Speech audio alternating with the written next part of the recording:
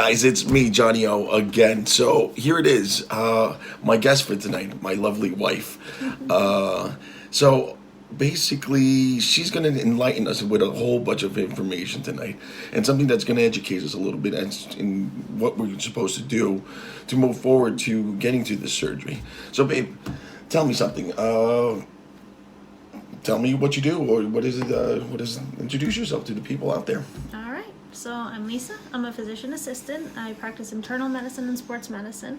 So that means that I treat a lot of very normal health problems, but I also help people with sports injuries, as well as diet and fitness goals and exercise and stuff like that. Okay, good. Well, tell me something. What are you going to introduce with us tonight? Like, what are you going to tell us? Well, I want to go over some insurance company stuff because a lot of people, they're not aware of what their insurance companies cover when it comes to surgical options for weight loss. A lot of people try diet and exercise and they kind of yo-yo here and there when it comes to weight. Yeah, I've seen that happen a lot. Yeah, of course. I'm one of those deals. Yeah, so some people, they do really fabulously when it comes to diet and exercise, and some people need a little extra help. A lot of people, like a lot of the patients in my office, they ask about their options, and a lot of them are just not familiar what is required or how to go about pursuing the surgical options. They don't realize that their insurance company would rather pay for like a $15,000 to $20,000 lap band or a gastric sleeve because the insurance company actually sees it as a benefit. They see it as being a financial investment into your health, and they don't want to pay the more expensive stuff that comes later. They don't want to crack your chest open and pay for your ICU stay with your triple bypass later on. So now that we're getting into insurances, tell me a little bit more about that.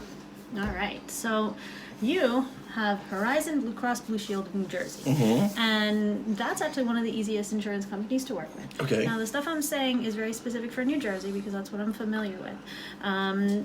Aetna, Cigna, United, every single insurance company does cover these surgeries, but there are a lot of prerequisites. The prerequisites vary by state and by insurance company. Gotcha. So you have to check with your particular insurance company to see if, it is covered, but to see what the particular requirements are. All right, that's good. Okay, well, with the insurance thing covered a little bit, tell me what the process is. All right. So if this is something that you're serious about doing, the first thing and the easiest thing that you could do is actually contact your insurance company. So on the back of your insurance card, there's typically a customer service number, and you can just call them and ask, hey, I'm thinking about getting this procedure. I'm thinking about getting a bariatric procedure. I'm wondering what's covered and what's required prior to it being covered. They typically do give a lot of very useful information, and sometimes after a serious inquiry, they can also assign you to a case manager. Our insurance company was not useful when it came to that. Yeah. So we had to do a little homework on our own. So Johnny had called, and they pretty much said, what's that? And so we had to do some research. Now, luckily, Johnny is a patient in my office, so we had covered all this stuff to begin with because it's just what we do, so it wasn't a big deal. But call that number, you ask the information, what's required, and they're going to let you know. They may even give you some doctors in the area. So the next thing that I would like to talk about would be finding the doctor. Well, just before we jump into that, just to reiterate to my guys out there is a number. It says customer service and all that, and that's the number they should call. Yeah, absolutely. Okay. Just making sure. Just throwing it out there because I'm just. It gets crazy when it comes to numbers, and I just want to specify that. Yeah, like there may be multiple numbers on there, but one of them will definitely be, it'll say either customer service or patient services or something like that. There is a separate one for physicians' offices, so that's more for billing for doctors' offices. So Great. that one you can ignore. So hit us with the rest then. All right, so if your insurance company is not helpful, you may need to do your own homework on the website. Sometimes the website can also be helpful, or you could talk to other people that have had the surgery. But a great resource with that would be your own doctor's office, because your primary care doctor should be familiar with that kind of stuff. I'm pretty sure they have other patients that have sought to have these procedures or have acquired patients that have had the procedures already. So typically they are pretty skilled when it comes to that. Okay. So yeah, while we're on the topic of calling insurance companies for things, the next thing a lot of people ask me about is, well, how do I find a doctor? Okay. So number one, you want a doctor that's covered by the insurance company, right? Because that's why you're bothering to call to begin with. The surgery itself is pretty expensive to pay for out of pocket, so you want to make sure that everything's covered. So the insurance company can give you some names of some doctors in your area. You can just look them up online. Everybody knows how the reviews work. You can look up doctor reviews, see what the patients have written about them, see their work. Like typically they have websites that are fairly informative, and if you feel comfortable, that's perfect. Good. So our insurance company did not do that again, so it was something that we had to do on our own. Our insurance company had bariatric surgeons not in their own separate section. They had them lumped in with gastroenterologists, which are stomach doctors. That's where I got confused and got rerouted to a different thing. And I just came back crying to her, telling her, I'm not the smartest bunch. He doesn't need a colonoscopy. Yeah, and I'm sure that doctor that the customer service person gave me was not the information I needed. So I ended up telling her this. She cracked up though, but all right, go on. All right, so I happen to know the names of the doctors in the area that do this. So I just found Dr. Abkin. I know that a lot of our patients have used him as well. He has great reviews. He's actually a nice guy. He is. He's definitely a good guy. I mean, we went to the office together, and I got to tell you, when it comes to the medical lingo, I get very overwhelmed by that. It kind of scares me a little because I'm just kind of like that shy guy that, you know, when you first introduce yourself to a nice girl or whatever, you get this like shy moment. Dr. Apkin wasn't like that. He was very straightforward, very welcoming. I thought that's what I thought. But I'm getting off subject. Go ahead. Yeah, so I had the good reviews in my office before we even met. But if you get that kind of insurance company where everybody's just lumped in together and you're not sure, a great resource is your primary care doctor, because, well, we all have friends. We all it's a small community, so we all know each other. We know everybody. For the most part, we know everybody's what's the word I'm looking for? Reputation, I guess. Okay. Yeah, we know their reputation. We know who's a jerk. We know who's good. We know who has a lot of complications because, well, we have to treat them after they're finished with their patients. So we don't want to send our patients to people that we know they're not gonna do well with. Okay, so you've talked about all this information. Can you give me or my viewers out there some information as to the prerequisites, the things that insurance companies are looking for? Yeah, not a problem. It's actually a lot simpler than a lot of people think. Yeah. So. Yeah, she says that. but in all honesty, I mean, she does this every day. People like me, it's hard, but it's not to let us down or anything like that. This is why there's people like her. Go ahead. All right, so the first thing they're looking for, and this can be easier, it can be a little difficult. This is a 5-year weight history. They want to know what your weight has been every year for 5 years.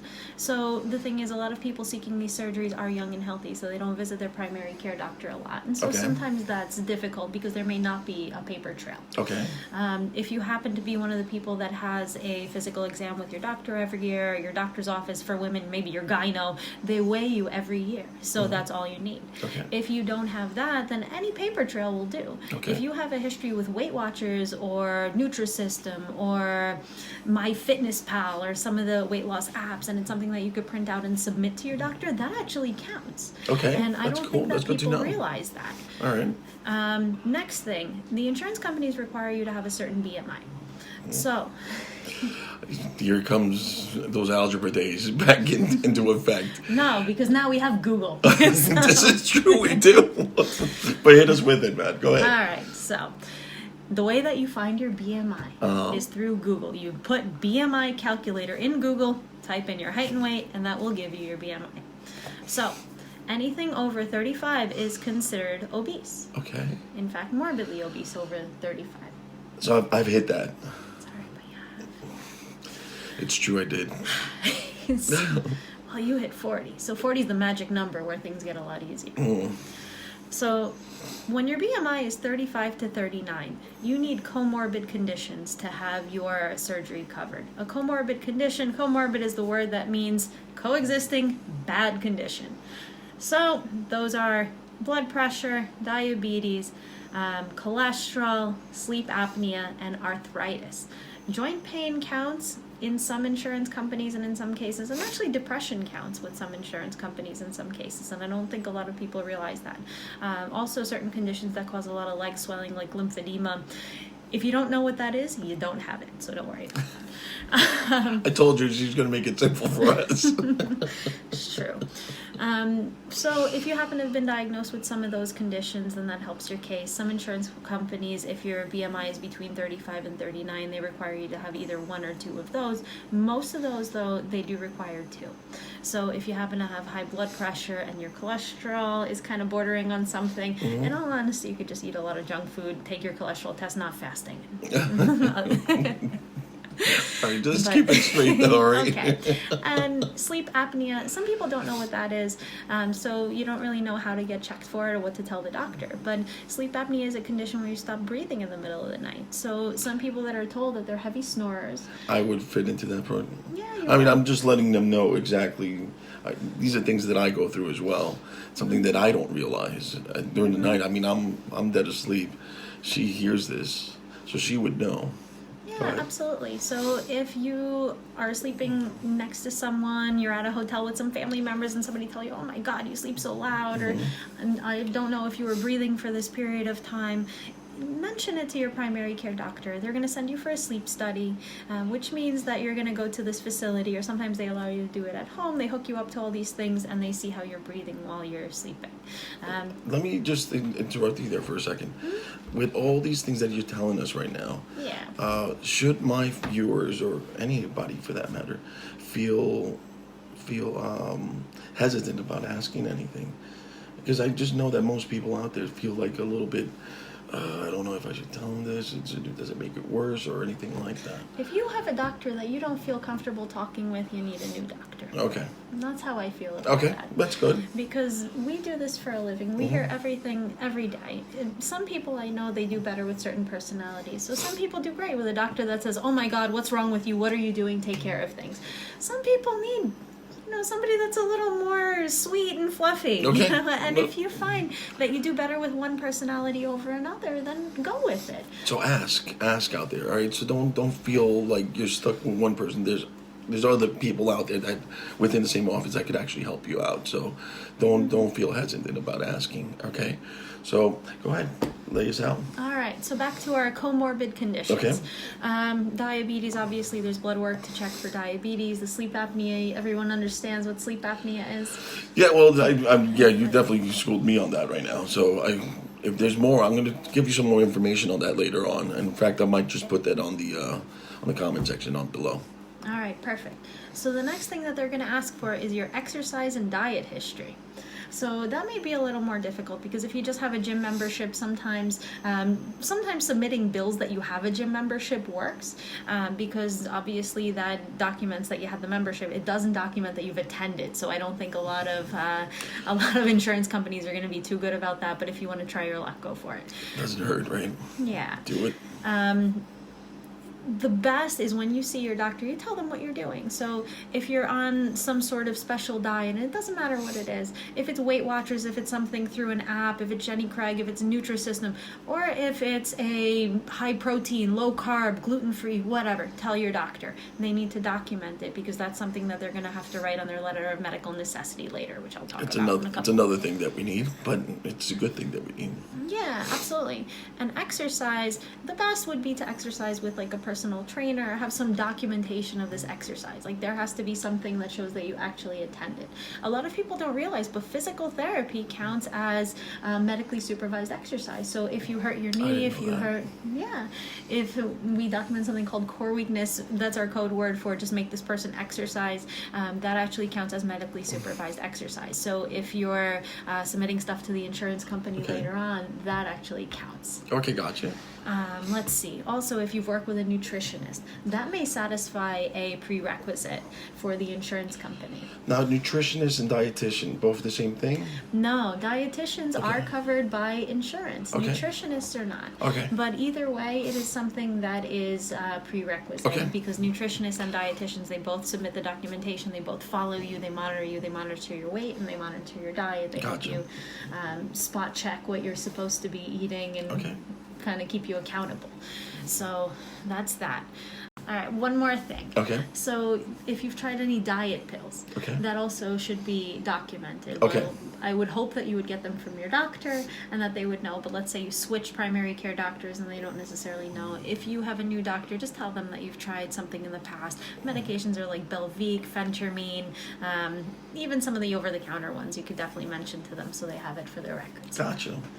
All right. Well, oh, that's a lot of info for my people out there. I do really appreciate that. Yeah, and the last thing is all this information that I just told you about, the diet, the exercise, the weight history, all that stuff, your primary care doctor, before you can proceed with your surgery, they just have to write you something called the letter of medical necessity. It just documents the reasons that you would benefit from the surgery itself. So it'll say my patient has weighed X amount for X many years, they've tried X, Y, and Z, they have these conditions, and I personally think that they would do great with this. Okay. So the primary care doctors, like, we have a template that we use, so it's very easy. We just change names and birthdays and identifying information.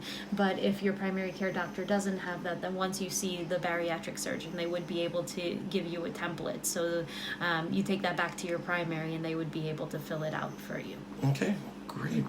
Well, babe, thank you so much for your information tonight. My pleasure. Yeah, I've been souping you up for the past couple of days, and I'm pretty sure my guys are like wanting to hear something from me and who this person was. And well, there she is, guys.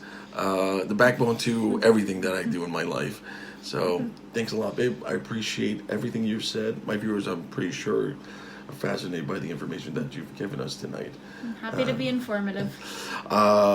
Just so you know, guys, she will be in and out in videos too. So if there's questions or anything like that, please put them on the comments below and let me know. All right? Well, with that all said, guys, this is Johnny O. Peacing it out. Laters.